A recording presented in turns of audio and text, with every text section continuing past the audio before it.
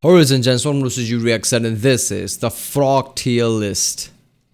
Yeah, I reacted to the turtle tier list yesterday, and yeah, obviously why not do the frog one, because yeah, they're kind of similar type of creatures in a way, because but nobody thinks of them as dangerous. But I've seen some of the video of TierZoo where he mentioned some poisonous frog. Same thing was with the turtles. There's a turtle whose bite is immensely strong that can just basically pierce an entire watermelon.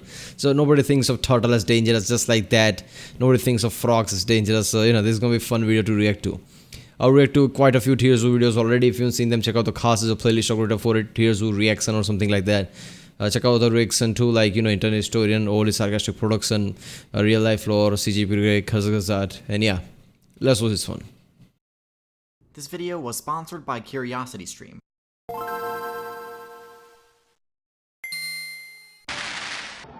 Long live the king.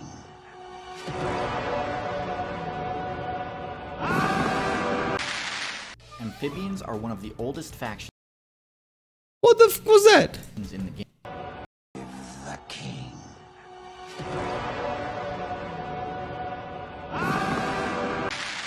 The frog literally like, oh, you son of a, and just grabbed the other frog and threw him down. What the fuck was that? What? Why that happen though? This is just ridiculous. That was so awesome though, man. I love how people capture footage of things like this. Amphibians are one of the oldest factions in the game, having been added to the game in a late Devonian expansion. The marine meta at the time was hostile, to say the least. So it made sense that the devs would let smaller fish players spec into legs and lungs, so they could finally join the arthropods on the terrestrial servers. The fact that amphibians have remained at least moderately viable in the meta this entire time, and survived multiple rounds of balance patches, is impressive to say the least. And while the amphibian faction has several popular build styles, the most well known is the frog. The role frogs occupy in the current meta is an odd one. At low levels, they're easily some of the least powerful builds in the entire game. Only about 0.5% of tadpoles actually reach the late game and get to unlock the rest of the frog skill tree. But is that even worth it? How viable is the adult frog? There's some things that they're among the best. Oh, that was so cool. Look at that. The camouflage. The frog knows what the frog's color is, so that's why the frog is here around this kind of vegetation area, and not there, because if that frog would have been easily be spotted in the green. This is so awesome. Worth it? How viable is the adult frog? There's some things that they're among the best at, and from a gameplay perspective, I think they offer a fun and unique playstyle. But with that said, the frog has a lot of glaring weaknesses, holding it back from a higher tier spot in the meta. Still, there are some standout members that have their own unique perks and special abilities that make them more viable than your average frog in the current meta.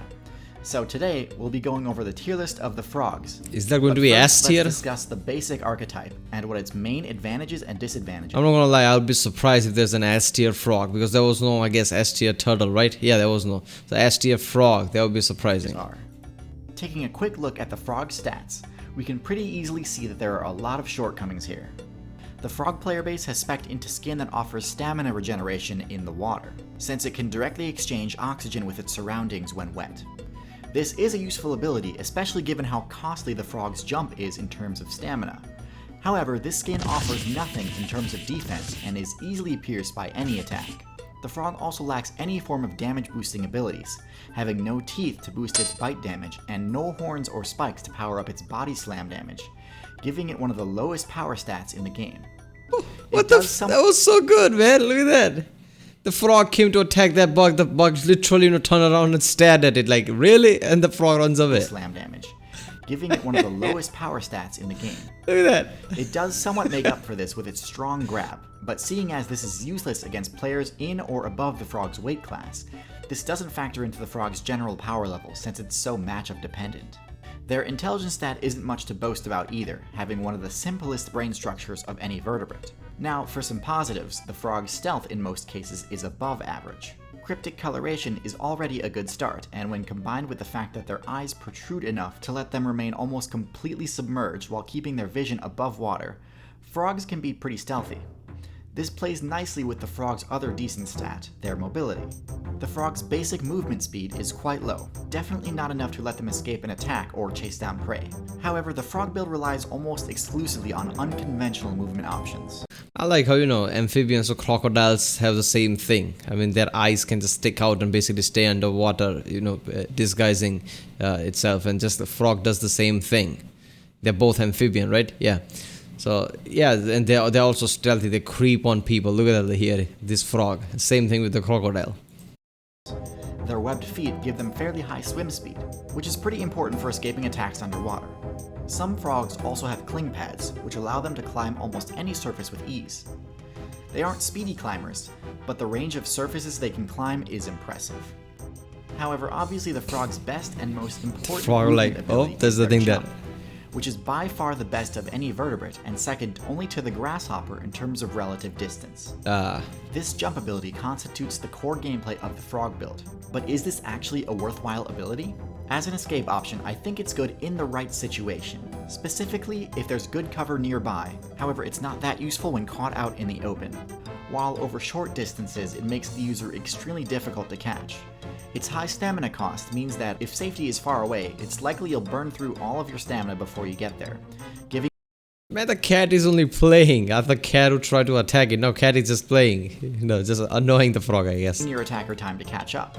It also does nothing to help when you're already caught in a grab, though some frogs have ways of dealing with this too. Where the frog's jump ability really shines through is as an approach option. It allows the frog to strike targets from a considerable distance, including ones in the air, which is important given that many of the frog's primary targets will have the flying perk. Combined with the frog's excellent tether... Wait a minute, hold up, I have to watch that again. Many of the frog's primary targets distance, including ones in the air, which is important given that many of the frog's primary... Did that thing literally jump and did this in the mouth just to grab it? That was so good, man. I thought he would just use his tongue in the mouth, but no, he actually uses his hands to push the bug inside. Targets will have the flying perk. Combined with the frog's excellent tether grab tongue, the frog is one of the best builds in the game at landing grabs on builds that are normally near impossible to hit. Now with that said, leaping at a target requires a huge commitment from the frog player, as the move has a huge amount of end lag, and leaves the user in a potentially vulnerable position. If you whiff this attack, by the time the frog is able to act again, it's likely that your target will either be long gone or counterattacking. Most of the outside player base considers amphibians to be one of the weakest, if not the weakest faction in the entire game.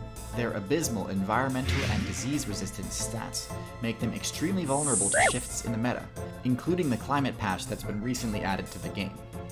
With all of this said, despite the harsh, rapidly changing meta of the Anthropocene expansion, there are plenty of frog builds that have still had decent success in this meta. At the bottom of the tier list we have the Tree Frog. The Tree Frog build swaps out the webbed feet for cling pads, meaning they don't have that great of swim speed, but gain a near unparalleled climbing ability similar to the gecko. My main issue with this build is that the Tree Frog playstyle turns the awesome jumping ability of the frog into more of a liability than an advantage. Jumping to escape a predator's attack means that you're risking taking some pretty serious fall damage. This also means that jumping to catch bugs midair is a non-option, negating the main benefit of having the ability in the first place. Now, some do mitigate this drawback by also speccing into the webbed feet ability, which, while normally only useful for water mobility, can also have the niche effect of reducing fall damage. Still, picking up a costly extra ability for its secondary effect isn't exactly the mark of a top tier. In D tier, we have, well, basically all of the pond frogs that stick really close to the standard frog build that I laid out at the start of this video. They have a great jump, webbed feet to boost aquatic movement speed, and solid camouflage. And since I just spent the beginning of the video explaining why I think this isn't enough to be viable, I won't spend any more time discussing them here. They at least get the main benefits out of the abilities that they do have though, and are undoubtedly more successful than amphibians like salamanders, so I can't place them in bottom tier. In C tier we have the common toad build. The reason toads tend to fare better than your standard pond frog is that they're significantly more sturdy. While they aren't exactly armored, their thicker skin is quite good at reducing... Wait a minute. Are toad type of frogs? They're like frogs. Like how there are alligators and, crocodiles, I guess turtle and tortoise. So are toads different from frogs? It's just type of frogs. Because lots of movies and scenes I've seen, that's a frog, and somebody said, no, that's a toad. Like it's supposed to be different. So I don't know. Incoming damage. Regular frogs are so fragile that even smaller insects can deal lethal damage. Toads, on the other hand, can tank at least a few hits, which is usually enough to let them overcome most arthropod opponents. This thicker skin has the secondary effect of granting them more resistance to dehydration, giving them versatility and range that the standard pond frog can't match. This does come at a cost though, as toads have a much less powerful jump. However, since they're less vulnerable to attacks, quickly jumping to safety isn't as crucial. Most toads also incorporate mild chemical defenses to help discourage builds from higher weight classes from griefing them. However, when it comes to toxic defenses, few builds in the game can boast about poison damage more so than the poison dart frog. Okay, first of all, I don't remember where I saw that, but wasn't that a thing like, people were actually licking toads and that was getting them high? Was that a real thing or was that some kind of a joke? Because it feels like, some poisons from certain things like frogs could be less intense for humans, so it could make them high. I don't know. The poison dart frog sports the lowest stats of any frog build, even going so far as to drop its stealth rating too, all in the name of spending every possible evolution point on one of the most toxic defensive poisons in the game. Their poison is strong enough to drop any player's HP to 0 relatively quickly after biting the frog player. Personally, I've never been a fan of poison strats, since it requires you to be attacked and take damage in order to actually activate its effect. On top of this, there are very few abilities. Okay, what was that? Frog player. Personally, what is that thing? That thing is with poison, that bug? I've never been a fan of poison strats, since it requires you to be attacked and I like how Frog's eyes even went like, oh shit. take damage in order to actually activate And spit it out. its effect. On top of this, there are very few abilities that I'd suggest such drastic sacrifices in order to attain. So the fact that the poison dart frog cuts all of its stats in order to min-max for poison damage isn't something I consider that good of a strategy. There are diminishing returns on toxin, and having a poison deadly enough to one-shot an entire herd of elephants doesn't help you that much more than having a poison deadly enough to one-shot an entire herd of elephants. One shot entire herd of elephants.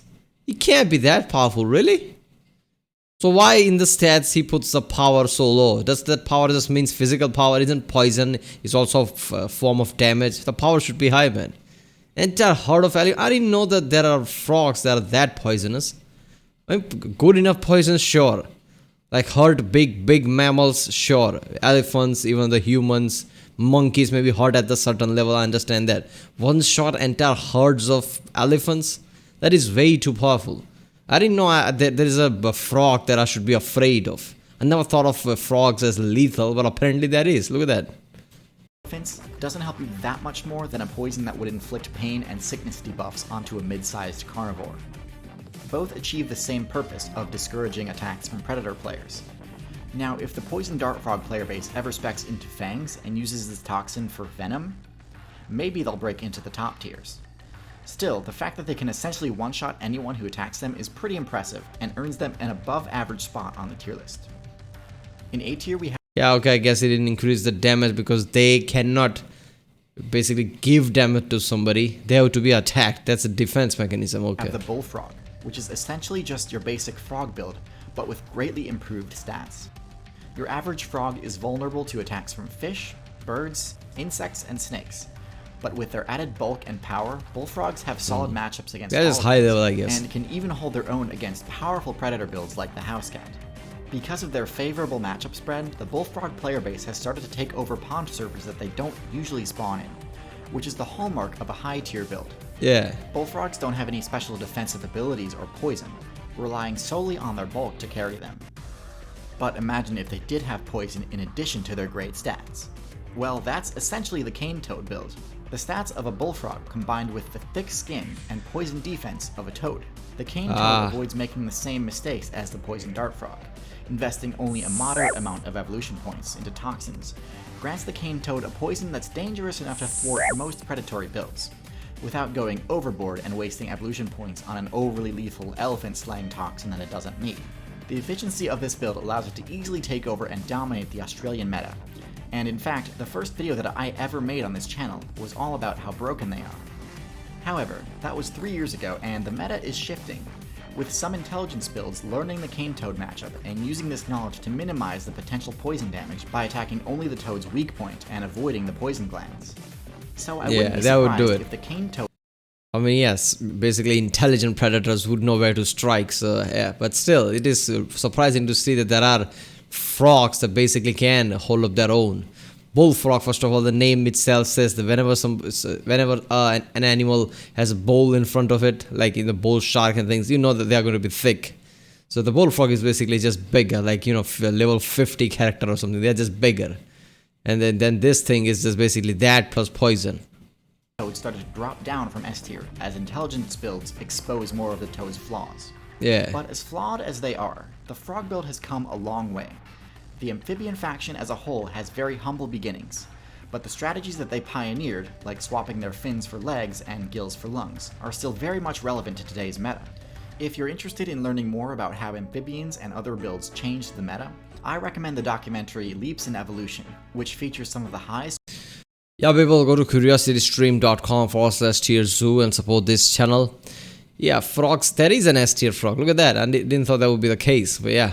I mean, the more videos I react from this channel, I realize that the animals that I think are weaker, maybe there is some species of them, the variants of them that are really powerful, I guess. Because that frog, that can just one-shot a herd of elephants. I don't know how to process that. A damn frog has that much poison. I had no idea there's a frog I need to be feared. I mean, if I pick it up, basically it will kill me in one shot. Just by the defense mechanism. That's just heavy. Alright people, that was the frog tier list by TierZoo. If you like my reaction, don't forget to like and subscribe. Check out the reaction today. There's a link in the description. Check out the cast for the playlist. Check out the end cards. And I'll see you next time.